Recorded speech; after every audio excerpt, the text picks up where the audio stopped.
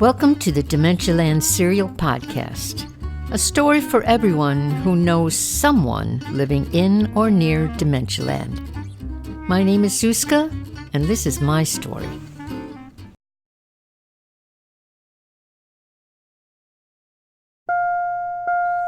An update. I left California and flew to Chicago after hearing about my mother's fall. In the hospital, the doctors told me she had rapid dementia caused by meningitis encephalitis. The hospital scheduled to transfer her to a rehab center temporarily. In the hospital, 2 nurses started asking me a million questions needed for the transfer. I went on and on with hardly a pause. I told them everything.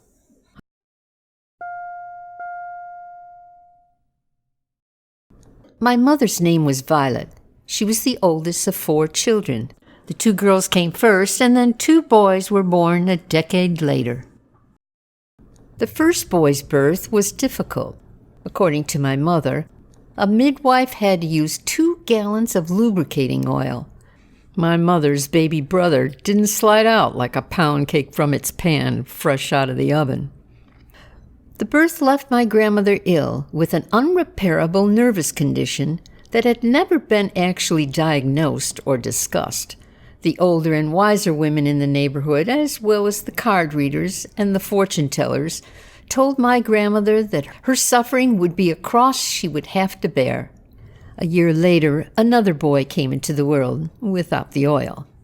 Because of my grandmother's delicate condition, my mother basically raised her brothers.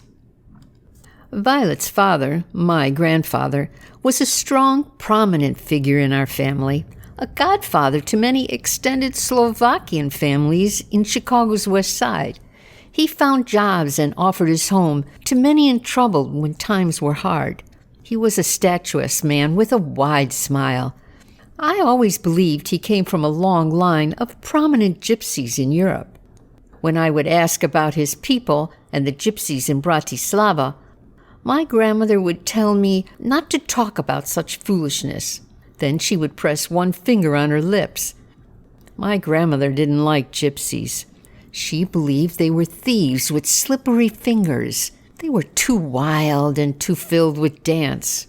Their glitter and gold, she said, would burn black holes in children's eyes. I believe my grandmother felt her husband put a spell on her that she couldn't break. All the saints in heaven could not protect her or break his power over her. My grandmother felt she was better than the gypsies in all their foolishness.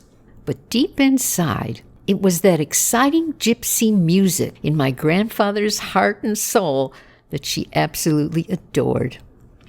The mystery, the gypsy colors of gold, the foolishness, and his wide smile were the qualities I loved the most about my grandfather. Everyone loved him. After Violet's graduation, she was awarded a scholarship at the Chicago Art Institute. She loved art and especially loved fashion design. But at that time, women who were not married or engaged to be married by 18 went to secretarial school, where they would learn to use a contometer, a key-driven commercial adding machine. It was a respectable profession for a single woman. Violet left secretarial school soon after she met my father, Pavel.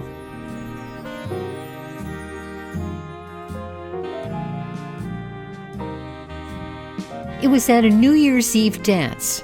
Pavel had a chiseled face with deep-set eyes and perfect teeth. He was a tall man, over 6 feet. His legs were long and, he loved to dance. He would effortlessly spin Violet around and catch her in his arms. Violet was only 5 feet tall.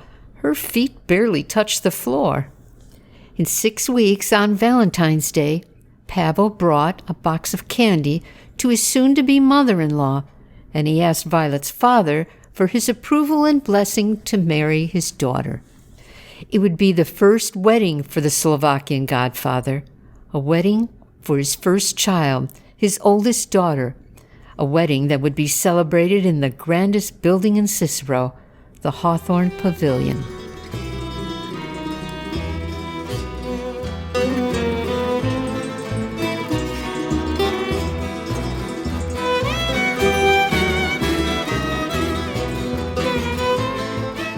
It was an August wedding, and it was hot, Chicago hot. The air outside was thick, the sun had left slowly, exhausted from the humidity. All the windows in the pavilion were open wide. The loud music went out and teased the slightest breeze to come in. There were mountains of food, an endless flow of whiskey and beer. The music was loud, coming from two bands, one downstairs playing polkas and slow Slovakian favorites for the old folks, and a band upstairs playing big band music for the younger swingers.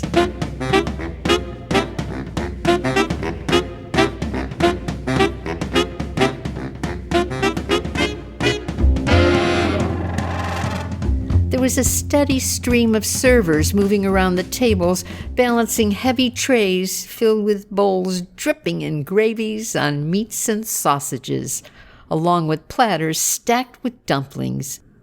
Running children chased each other between the crowds, and in the corner a towering wedding cake nervously watched. Old men and uncles with soft legs that worked poorly leaned on sticky bars. They lifted shots of whiskey, wishing the young couple a long life and many babies.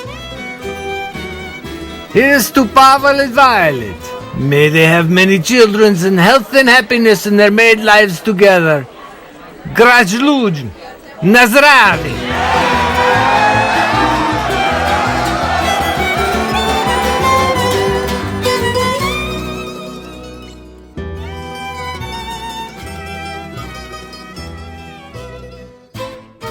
The many toasts spawned 3 baby girls. Violet and Pavel were together for over 50 years. After my grandfather's death, Violet became the matriarch of our family. My grandmother faded someplace in the family's rank. She was respected, but basically lost her position of power. My mother was in charge. Violet was a wife, a mother, a seamstress, and an entrepreneurial woman of sorts. She was a feminist before the word carried any weight. She became part of a handful of women who started working for a little-known company that had no office, no punch cards, no boss, and no contometers. She was a salesperson, one of the original Tupperware ladies. Violet would get all dressed up, wear high heels and white gloves, which was a requirement for her job, and talk to everyone, everywhere, about the products and promises of plastic. Tupperware's business concept was revolutionary at that time. It empowered women and gave them footing in a post-war business world. And Violet was good at selling. I remember a time when my mother would shake that finger of hers in my face, yelling out, "When I say the moon is purple, the moon is purple." Well, hell, after a few years of her selling, talking, jumping up and down, and singing her pitch, that moon started to look a little purple on the edges. She was also a force to be reckoned with in our family. This strong woman go down arguing and screaming if necessary to prove a point. Until dementia. Dementia changed it all.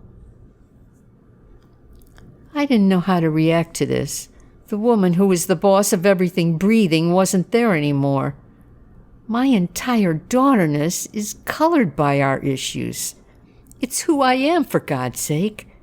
My rebelliousness to this woman, my insecurities, my defensiveness is part of my makeup. And if she can't remember our issues, then who am I? Her memory loss is changing my identity, not hers. And now, what in the hell am I supposed to do?